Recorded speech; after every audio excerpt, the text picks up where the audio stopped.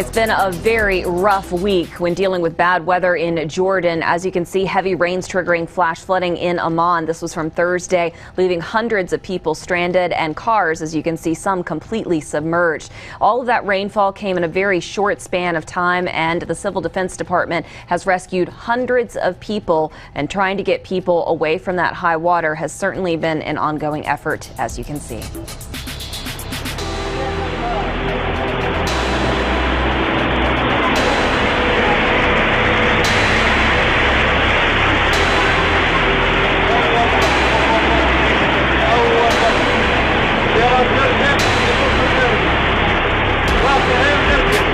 كلهم عشان مجاري كويسة.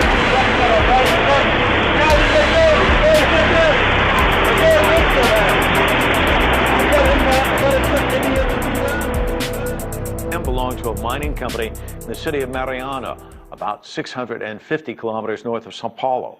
One of the dams collapsed and covered an entire community nearby in toxic waste. CCTV's Paulo Cabral is in Sao Paulo and joins us now on the phone.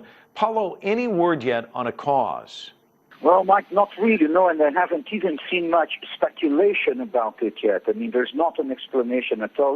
Let me give you some context. That's an area where there is a lot of mining, and actually even the name of the state, Minas Gerais, means like a general mining area, and so there are many iron ore mines in that region, and so they have these dams where the residues of the iron ore mining stay, and actually the government of Brazil, it classifies these dams according to the risk it may pose to the region. I mean, if it has got potential to much damage, and how much risk there is that something could happen. And to this one, it was considered to have high potential of damage because there are many houses around the dam, but a low risk, because all its paperwork was in order and there was no instability in the terrain or anything like that. So no one could really come up with a proper explanation. I mean, they were at least half right. It did have a lot of potential for damage. I mean, the pictures are terrible. You just see from the air that the whole area has been covered in this mud.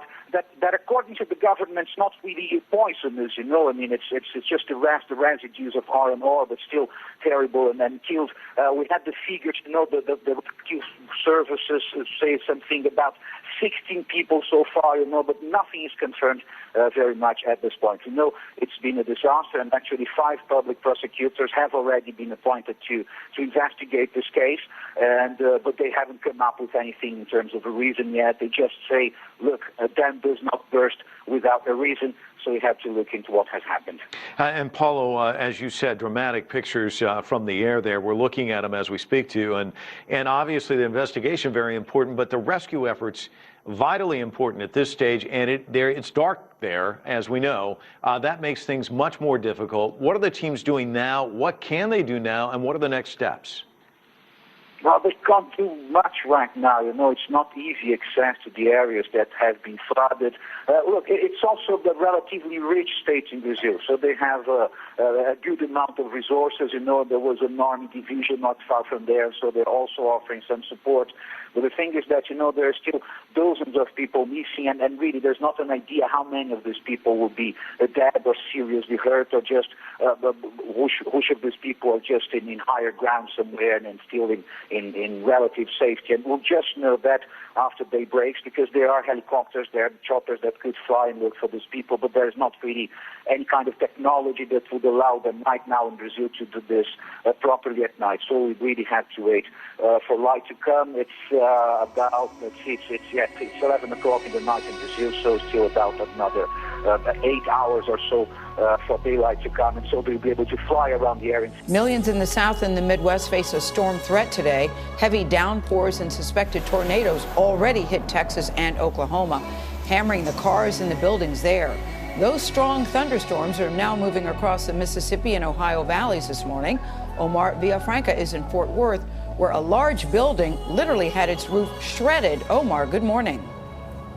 Good morning. That decorative roof ripped off and landed here in the parking lot, smashing several cars. And just over here, you can see there's large chunks of metal sheets that came tumbling down off of that building. Debris scattered hundreds of feet. But the good news, no one was hurt. The roof of the building just blew off. A likely tornado ripped through the roof of this office building Thursday, sending sheets of metal debris flying through the air, wrapping around cars, smashing out windows, and terrifying the employees inside. We went into panic mode. We ran out. We went into a bathroom. I have never been in a tornado. It's off my checklist now. Overnight torrential rains pummeled the city of Denton, Texas, just north of Dallas. Winds there were 60 miles per hour. Flash flood warnings were posted in Corsicana. And in Fort Worth, a steady stream of violent lightning strikes lit up the night sky. The powerful line of storms lashed the region with violent winds, strong enough to knock over trees in Oklahoma and pummeled Decatur with baseball-size hail. At least 3 tornadoes were reported in Texas, where the wicked weather even put football on hold. High winds toppled these stadium lights in Ponder moments after the field was evacuated. No one was hurt. Well, I think that we're very blessed, and I've seen a lot of weird things, and this was certainly unusual. The forecast here in Fort Worth is promising for the rest of the day, but overnight in Navarro County, about 1.5 inches of rain fell in less than an hour, and that sparked some flash flooding, and several people had to be rescued. Christine? A lot of cleanup to be done. Thank you, Omar. It's an estimated 50-foot wide sinkhole that swallows several vehicles and an IHOP. According to local media witnesses at the scene, they reported hearing a series of booms, pops before the power went out and the sinkhole opened up. We're told the hole is roughly 50 feet wide and extends nearly 600 feet, Kate. Yeah, here's the deal. Sinkholes, they occasionally occur because of water flowing beneath the surface and kind of wearing away the base soil, right? A little bit farther down. The city has had 2.73 inches of rain since Friday evening, and this is a brand new IHOP. It opened this week. A 78-foot dead blue whale have washed up on the southern Oregon coast. And marine scientists say it's a rarity for a blue whale to wash up that way. Cora Harlan has more. Well, Ken and Jenny, this is a 78-foot blue whale that came ashore about 4 miles north of Gold Beach on the southern Oregon coast. We'll go to some video here. It's washed up here within the last several days, and workers have been on and around this whale for the last several days there as they try to actually take it apart. We've been in contact with the marine mammal director at Oregon State. He says in his nearly 50 years that he's done research off the coast, this is the first time he's actually seen a blue whale wash ashore. And believe it or not, El Nino may have something to do with it. Warm water offshore may be reducing the supply of krill that blue whales feed on. The whale's described as emaciated. The researcher says the blubber layer on that whale, very sick looking. They're not sure how the whale died. It does have shark and orca bites out of it, but those may have happened after the whale died. There are about, for the record, about 2,500 or so blue whales in the North Pacific. They travel from the Gulf of Alaska to Costa Rica and back and forth. They usually, actually when these things happen, they usually bury whales in place here, but right now they're using machinery, I'm told, there to get that whale apart. They want to maintain the skeleton here and perhaps reconstruct it someday at the Hatfield Marine Sciences Center in Newport. Ken and Jenny? 10 News viewers have been sending in dozens of pictures and videos just like this one all night long. 10 News reporter Jessica Chan is live in Mission Beach with what we know caused that burst of light. Well, we know it was a missile that was launched by a U.S. Navy submarine, but before that was confirmed, people were taking out their phones, snapping pictures and videos of this mysterious light. Baby, look! It was only a matter of minutes. Oh my God! That mysterious bright green and blue glow lighting up the night sky. Jake Michael says he was outside working when he suddenly looked up. It just got huge into a blue aura and it just flew through the sky. He says he stood there in awe, unclear of what it was. Behind it you could see a bunch of blue, just blue cloud, it looked like. And then it went across the sky to the right, and as soon as it like kind of just disintegrated and then disappeared. People across San Diego County say they felt the same way. It was coming at us. The unusual light was seen all around Southern California and as far away as Nevada. It's the weirdest thing I've seen in a while. Some thought they were looking at the Tord meteor shower, but according to the Orange County Sheriff's Office, it was a naval test fire off the coast. Officials say it was a Trident missile, a submarine-launched ballistic missile off Point Mugu. This is the coolest thing I've ever seen in my life. A sight that left everyone in its path by surprise. What is that? Now, initially, many people thought that they were watching the Tord meteor shower because it is at its peak this week. But again, it has been confirmed it was a missile that was launched by the U.S. Navy. I thought it was a comet. At first, we thought it was a plane with a light shining down on us. I thought it was a UFO. I was really scared. Bright lights and panic. What is that? Phone calls flooded our newsroom and local law enforcement as many people tried to figure out what was going on. As soon as we got out of the mouth of the canyon, we looked up, and there it was. A mixture of colors shooting across the sky. She sees something in the air. It's like orange, and then it just comes up to be blue. It had a blue streak, just a streak itself, and then it looked like it was almost like an arrow. The light shot across the sky for a minute and then started to fall apart. It just kept going, and then you could see a white dot disappearing, but it left a trail forever. So we looked at it for a while, and then it just disappeared, and we all sat there and stared at each other like, what in the world was that? Initial reports were mixed, some saying it was a meteor shower, others saying it was a rocket launch from Edwards Air Force Base. The U.S. Navy made a statement saying it was a missile test launched off the coast of Southern California. What is it? No, it doesn't. You can't really tell what it is. According to the Associated Press, the launches are confidential and are not normally announced to the public, leaving some locals upset. Yeah, we look up, we see that, and we want to know, hey, what's going on, you know? But for others, they were just glad they got to witness it. I've never seen anything like it, so I was excited to get to see it. Whatever it was awesome, and I hope everybody could have seen it. Stunning video this morning of a storm cloud that rolled over Sydney, Australia. The whole thing was caught on time-lapse video. People describe the shelf cloud as a giant wave in the sky. The storm did bring thunderstorms to Sydney, but fortunately, no major damage, but some really impressive video. It's so cool. I mean, it does look like a huge wave if I were just to see that. Have you ever seen something like that, Sally? That's just incredible. Yeah. I mean, the fact that that was captured, it looked fake to me, you know, because it's so rare. But yeah, it does happen. It's 35 years ago, Mount St. Helens erupted. But now a new report says there's magma movement in the mountain. In their study, scientists say they found something very unusual, and it connects Mount St. Helens to its neighbor, Mount Adams. We sent our Lisa Balick to talk with scientists on this project to learn more. Lisa? Jennifer, they're trying to figure out what's going on below ground, and they found new information about magma. You know, that's that red-hot molten rock that's just a few miles below the surface. Dozens of Earth scientists from around the country have worked to perform sort of a giant ultrasound and CAT scan on Mount St. Helens, trying to get a better sense of what's going on down below to help better predict the next eruption. Turns out what shoots up may not be coming from directly underneath the volcano. What surprised you in what they found so far? I think that the most interesting thing so far is that the best evidence for magma is in an area that's not directly beneath Mount St. Helens. It's off to the side. Researchers placed thousands of sensors above and below the mountain and set off 23 explosive charges to measure energy waves, how long they took to reach the sensors. It's slower going through magma than rock.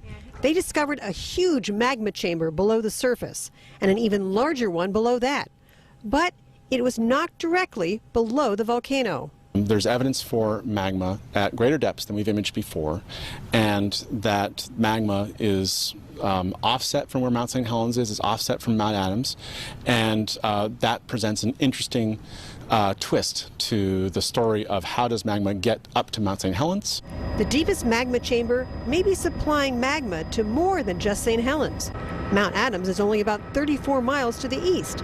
I wanted to know if it's more likely to erupt based on what scientists found. And also we know from the geologic record that a lot of magma intrudes into the earth without erupting. And anytime you go out and see granite, that's magma that failed to reach the surface. It cooled underground. So just the fact that we're seeing evidence of magma down deep and in between Mount Adams and Mount St. Helens doesn't mean that Mount Adams or Mount St. Helens is more likely to erupt. It means that what we're seeing is we're imaging the roots of these systems. Now I asked, how does this help them predict the eruptions? And they tell me it's a piece of the puzzle. Scientists think perhaps those earthquakes, we often see the swarm of earthquakes before there's an eruption, it could possibly be caused by that magma moving from the newly found lower chamber to the upper chamber. These again are pieces of the puzzle they're trying to use to figure out the timing of those eruptions. Live in Vancouver, Lisa Balick, KOIN 6 News. Scientists are getting ready to switch on the world's largest stellarator fusion reactor. Dubbed Wendelstein 7X, W7X, the reactor can continuously contain superhot plasma for more than 30 minutes at a time. Researchers claim the unusual design, which is housed in a huge lab in Greifswald, Germany, could finally help make fusion power a reality. Containing superhot plasma for long periods has been the holy grail for reactor designs, and could help scientists provide an inexhaustible source of power. Fusion reactors, such as the W7X, work by using two kinds of hydrogen atoms, deuterium and tritium, and injecting that gas into a containment vessel. Scientists then add energy that removes the electrons from their host atoms, forming what is described as an ion plasma, which releases huge amounts of energy. Strong magnetic fields are used to keep the plasma away from the walls. These are produced by superconducting coils surrounding the vessel, and by an electrical current driven through the plasma. The most common design for a reactor is something known as a tokamak, which is a hollow metal chamber in the shape of a donut. The fuel is heated to temperatures in excess of 150 million degrees Celsius, forming a hot plasma. While the tokamak design is ideal for containing this plasma, it poses some safety risks, for instance, if the current fails or there's a magnetic disruption. These disruptions can unleash magnetic forces powerful enough to damage the reactor. Scientists at the Max Planck Institute say the W7X is a more practical option and can overcome the safety problems of a tokamak reactor, according to an in-depth report in Science. Tokamak people are waiting to see what happens. There's an excitement around the world about W7X, engineer David Anderson of the University of Wisconsin, Madison told Science. In tokamaks, two sets of magnets are used to contain the plasma. An external set surrounding the vacuum chamber and an internal transformer that drives current in the plasma. This causes the magnetic field to be stronger in the center than it is on the outer side. As a result, plasma contained in a tokamak can move to the outer walls where it then collapses. In stellarators, plasma is contained by external magnetic coils which create twisted field lines around the inside of the vacuum chamber, according to Science. As such, it can continuously hold the plasma away from the walls of the device. Its key component is a ring 50 superconducting magnetic coils approximately 3.5 meters in height. In total, the device is 16 meters wide. The stellarator design was first thought up in 1951 by Lyman Spitzer working at Princeton University.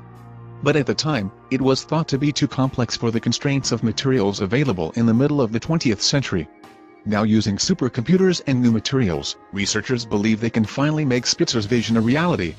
We all know the trend of global development, the hunger for energy of emerging economies and emerging countries, said Professor Johanna Wanka, Federal Minister for Education and Research.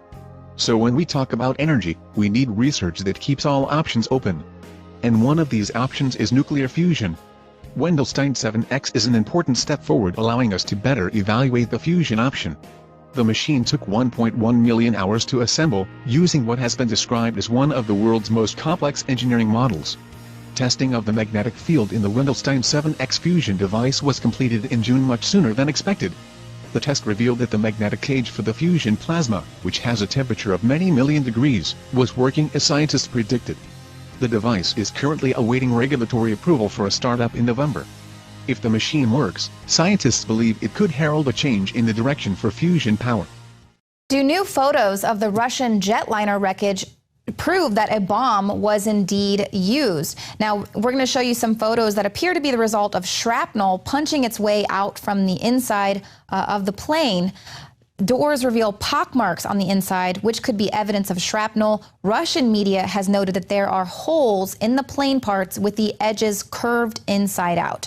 Now, this is, of course, further evidence suggesting that the crash was the result of a bomb planted by ISIS militants. This is what the U.S. and European security sources are saying, that this is, ISIS has planted this bomb. Now, Russia and Egypt have yet to tie this crash to terrorism, even though ISIS-linked militants immediately took credit for it. But that has not stopped warmonger neocon John Bolton to salivate over the thought of Russian retaliation.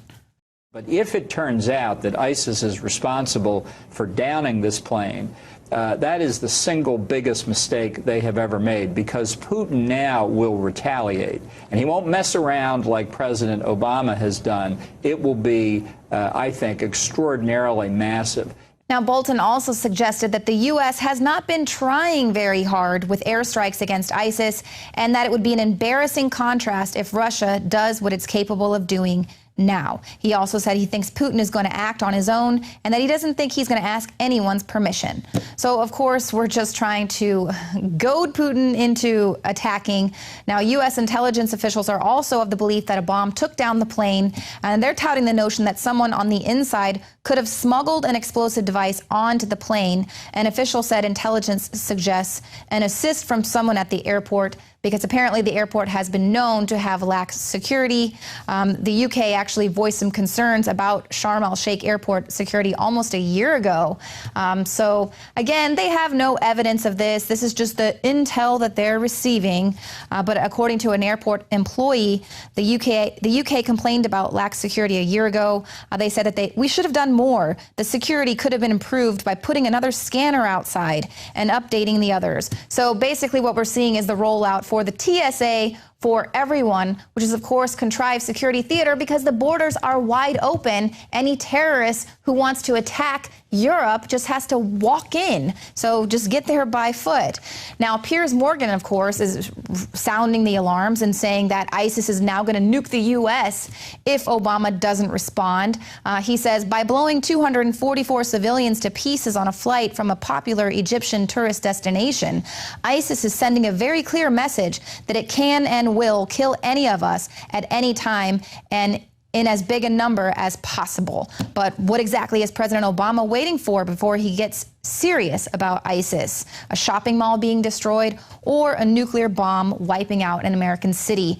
Now, Piers Morgan and the corporate media are hysterically blaring the war sirens, demanding the U.S. get more involved in the battle to take down Syria. Kurt Nimmo points out in this article how these things, they're largely baseless terror warnings, always seem to crop up around the holidays and anniversaries, and they serve to further advertise for the terror industry and the military industrial complex, or as he calls it now, the military intelligence industrial complex. So now, while the U.S. officials are coming out saying, oh my goodness, it's ISIS, President Obama has been largely silent. And now a source is saying that that could possibly be because the Muslim Brotherhood has been involved, which could be a very embarrassing link to Washington if that claim is proven to have any validity. And this comes from the DC Whispers website, which is known for its access to insider sources. Now, they're saying part of the administration's hesitation to make any public statements regarding the Russian airline tragedy is based on concerns that there's a Muslim Brotherhood connection and that measures are being taken right now by administration officials to make certain that no such connection exists. And if it does, it will not become part of the investigation. And of course, you'll recall in 2014, it emerged that the Department of Homeland Security was actually maintaining a hands-off list of individuals with terrorist ties to the Muslim Brotherhood, allowing them unfettered entrance into the United States.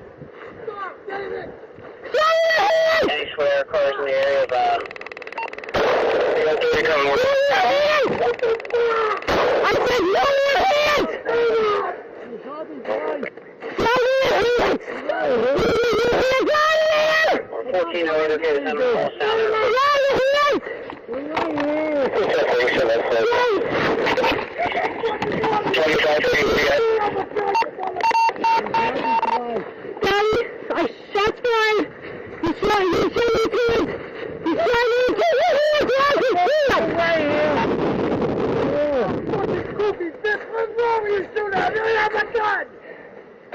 turning right now.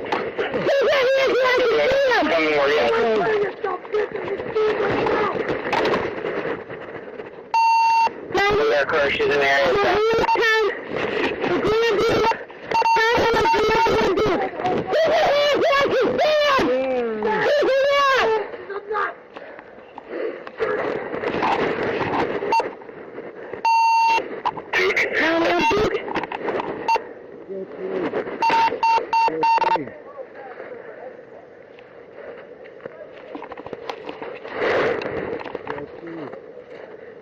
Keep your hands so I can see them.